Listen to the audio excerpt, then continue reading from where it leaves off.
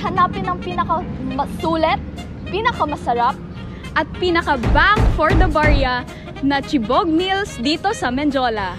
Kaya samahan nyo kami para hanapin ang pinaka-chibog dito sa Menjola.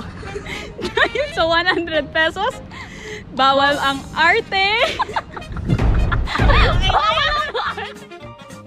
Vampire will fight to me.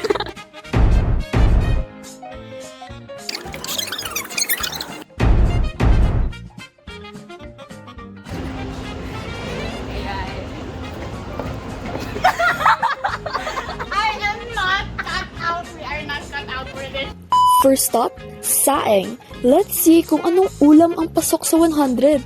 Rice is life, pero sana may ulam din.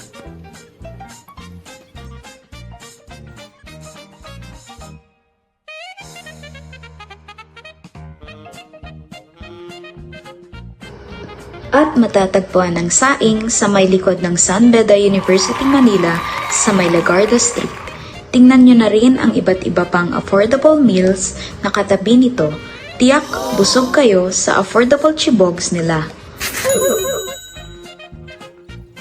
Siyempre, hindi pwede puro kain lang.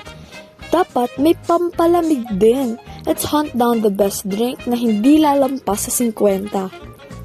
Ang Mojaco Cafeteria naman ay matatagpuan sa likod ng San Beda University, Manila sa harap ng LRT1 na kung saan ay may kalapit din na mga establishments tulad ng Dunkin Donuts, Chowking at iba pa. Pero dito muna tayo kasi chibog but broke queens tayo.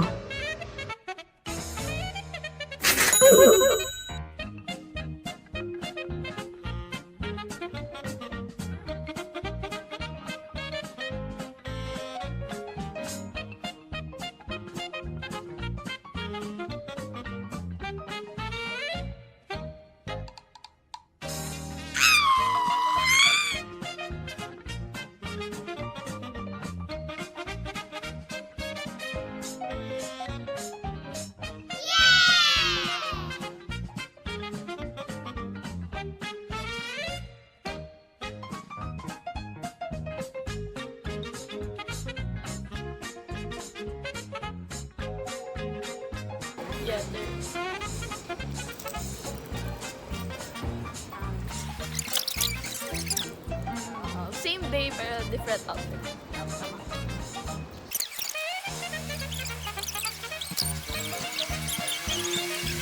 100 na lang budget natin mga chibogger.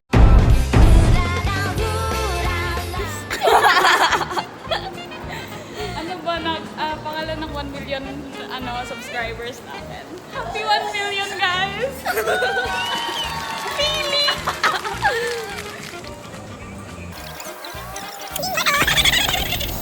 Itong street food lane na to ay matatagpuan sa tabi ng Department of Social Welfare and Development, tapat ng 7-Eleven.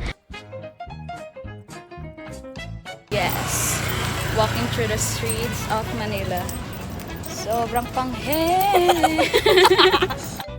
Maglakad ka lang hanggang dulo galing sa Eskinita sa likod ng CEU at charan! Kwek-kwek and iba pa will be served. Almusal, merienda, midnight snack, di namin alam. Basta, street food to, legit Menjola style. Let's see kung ano aabutin ng 30 pesos namin.